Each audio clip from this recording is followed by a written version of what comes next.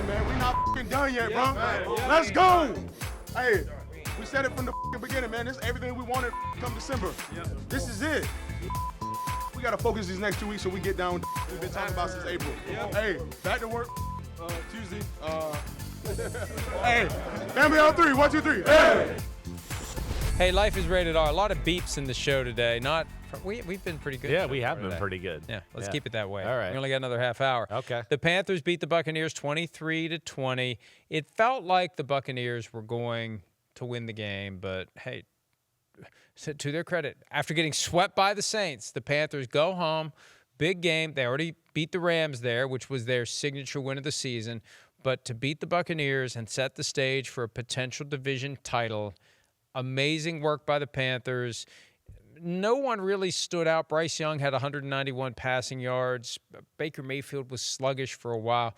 And when you consider what happened during the game that you attended, up 14 in the fourth quarter, they blew that game.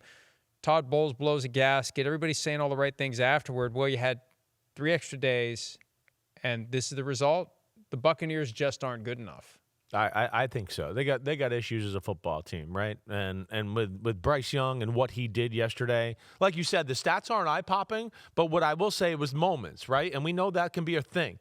And he had moments where they needed him to be big in those moments, score touchdowns, make a big play, and he did that. We're seeing more of that from Bryce Young. I've kind of been one to tell you, like, if they have to rely on the pass game to carry them, I'm not sure Bryce Young can do that. And I'm not ready to sit here and say, oh, he can carry them 380 yards and 4 touchdowns. But nonetheless, we're seeing plays like this a lot more. Big moments. Oh, there's a one-on-one. I can put the ball on the money and make a big play. Oh, big moment. We need a touchdown.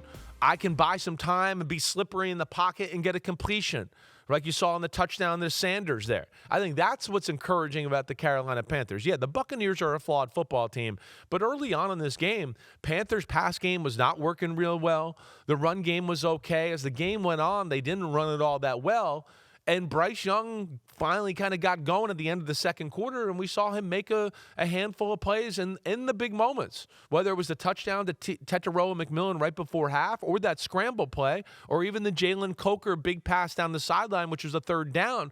Those were all like, ooh, let's see what happens here. Are they going to settle for a field goal? Can they score? How's this game going to go? And he's been delivering more times than not lately, and I think that's got to be really encouraging for the Carolina Panther fans. I think the seat keeps getting hotter for Buccaneers coach Todd Bowles. Remember, that wasn't a hire that was made as a result of a traditional coaching search. Bruce Arians retired, whether with a nudge or not, retired in late March.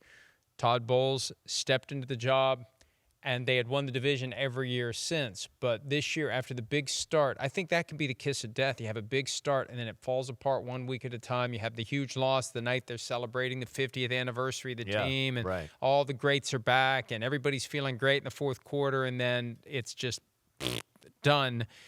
I think that if they don't win these last 2, and that's all they need to do, win the last 2. Win the last 2. Easier said than done when you can't seem to find a win anywhere. But if the Bucs can get it together, they have the Dolphins and then the Panthers at home. If they can win the last 2, and by the way, the Buccaneers, no, wait a minute. The Week 17 and Week 18 is incorrect. The Buccaneers, that is not the right graphic. That is not the right graphic. The Buccaneers are at Miami and at home against the Carolina Panthers. Right. They win the last 2, they win the division, and they're in. Yeah, I mean, it's amazing that it's still there. They are a flawed football team, as you said. We're used to seeing them be able to stop the run at least. They're not very good at doing anything on the defensive side of the ball right now. That's an issue. And offensively, it's just not consistent. I think that's the thing. We see a smattering of plays. Like yesterday. Oh, he made a big play. Oh, he made a big scramble. Oh, Rachaad White made a big run. And it was like that even the week before with the Atlanta Falcons game. Right? There's the offense not being able to consistently move the ball up and down the field like we saw early in the year, right? And yesterday, yeah, they ran the ball well, but really no big plays in the pass game for the most part. We saw one big Emeka Egbuka pass down the middle of the field late in the football game. If it wasn't for that, I mean, Baker Mayfield barely is going to throw for over 100 yards in the game. So issues all around with the Buccaneers. They're reeling. I don't look as Carolina as a world beater, but they certainly seem they have a little more momentum right now than the Tampa Bay Buccaneers. Look at that fix right there. Well done. Hey, I'll say this on the way out. In the event that Todd Bowles is not retained as head coach of the Buccaneers, that becomes a hot spot for a certain head coach who currently works in the state where the Carolina Panthers play their games. Mark my words. Mark my words. Right. You'll start to hear rumblings that he's interested. Okay. Because he was last year. Yeah. Because your buddy Lombo was trying to retire Todd Bowles last year, if you remember that. Right. He was starting the rumor that Todd Bowles is going to retire. And Todd Bowles basically had to come out and say, I don't know what the hell you're talking about. I'm not retiring. But keep an eye on it, because I think that's one of the places he'd like to go. And we've seen the Glazer family make some kooky decisions from time to time about coaches, whether it's Greg Schiano. They're not afraid. Whether it's dumping John Gruden and making a position coach in Raheem Morris the head coach. Right. Whether it's firing Lovie Smith because there was a concern Dirk Cutter was going to get a head coaching job in Miami, so let's just make him the head coach now and be done with it.